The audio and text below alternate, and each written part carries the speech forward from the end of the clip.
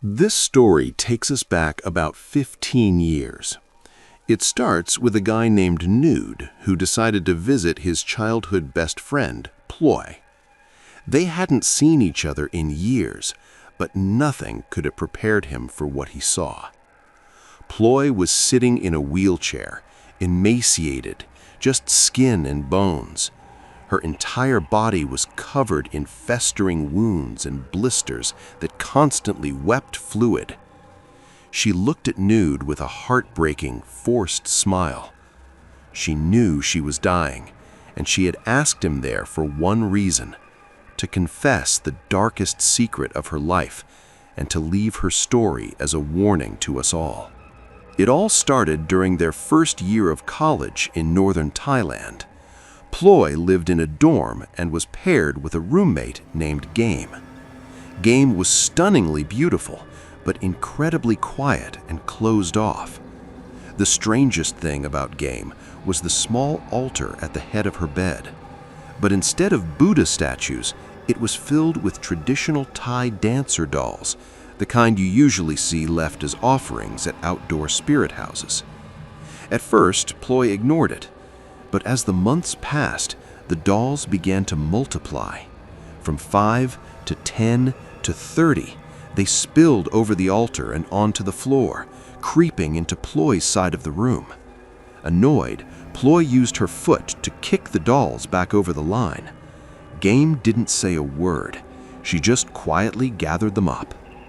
But that night, Ploy woke up in the pitch black. The faint glow of a street lamp caught a shadow moving in the room. Someone was slowly swaying, doing a traditional Thai dance. Ploy looked over at Game's bed. Game was standing in the dark, gracefully stepping and dancing in total silence. Ploy screamed so loud the whole dorm woke up. But when the lights were flipped on, Game was fast asleep in her bed, acting as if nothing had happened.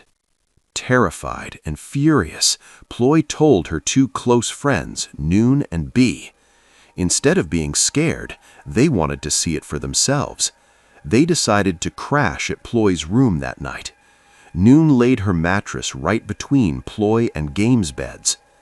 In the dead of night, Ploy was woken by the sound of muffled whimpering. It was Noon. Ploy reached out and flicked on the bedside lamp. What she saw was pure nightmare fuel. Game was standing over Noon, doing that exact same eerie dance, but with every step, she was violently stomping her bare feet into Noon's chest and stomach. Ploy and B tackled Game to the bed, but the second the main room light was flipped on, Game went completely limp, fast asleep, impossible to wake up. The next morning, Game was gone. Blinded by rage, Ploy grabbed a massive trash bag, swept every single dancer doll and the entire altar into the dumpster outside. Ploy, Noon, and B packed their things and moved out that very day. Ploy thought she would never have to deal with Game again. She was wrong. By their sophomore year, Ploy, Noon, B, and a new friend named May rented a 2-story house off campus. It seemed perfectly fine, except for a weird jagged hole in the concrete foundation leading under the house. One day, May stayed home sick while the other three went to class. When they returned that evening, the house was pitch black, no lights, no sound. Ploy unlocked May's bedroom door, and a sickening smell of copper hit her immediately. May was lying in a pool of her own blood. She had slit her own throat. The police couldn't find a motive, but shortly after, they learned another chilling detail. Her boyfriend, a guy named Pun, had just hanged himself a few days before. Things were starting to feel deeply, deeply wrong. Unable to break the lease immediately, the remaining 3 girls stayed in the house. One night, Ploy had a horrifying nightmare. She dreamt Game was drowning in a dark river. When Ploy reached out to help, dozens of pale hands wearing traditional dancer bangles reached up from the water, dragging her under. The next evening, Ploy walked into the house and heard a rhythmic wet smacking sound. She flipped the light switch and froze. Noon and Bee were standing in the living room. They were doing the slow footwork of a Thai dance, but with their free hands, they were violently, repeatedly slapping their own faces.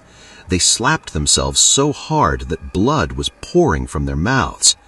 Ploy had to call the landlady to help physically pull them apart.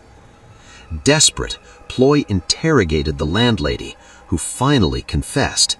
The house was cursed. Previous tenants had fallen horribly ill or died. The landlady also revealed that someone had once crawled into that jagged hole under the floorboards and found something terrifying.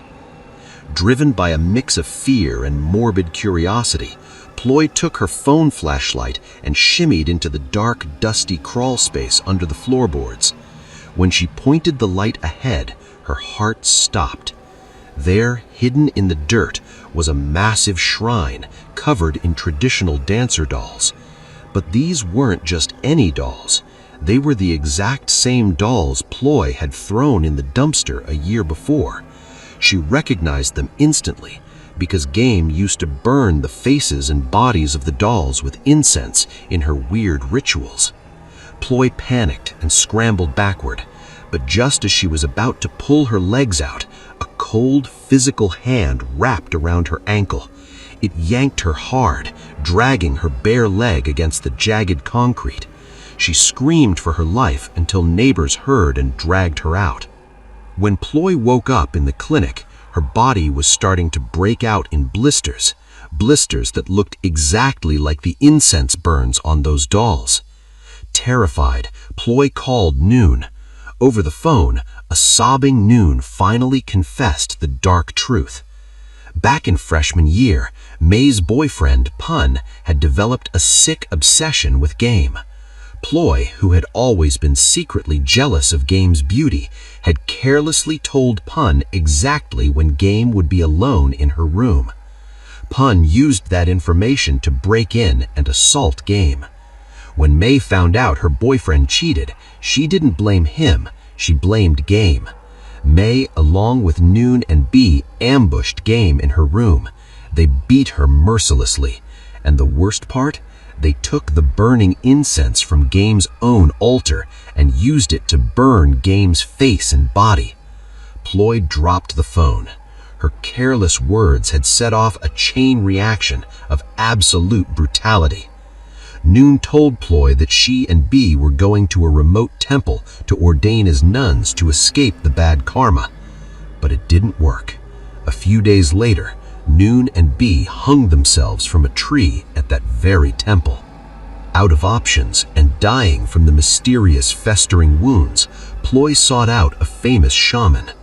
The shaman took one look at her and said, "There are 4 spirits dancing around you right now. 2 are in white, Noon and Bee. 1 is in red, May. 1 is in black, Pun.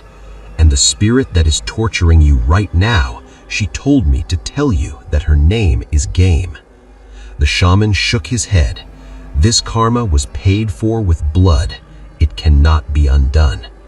You just have to suffer through it."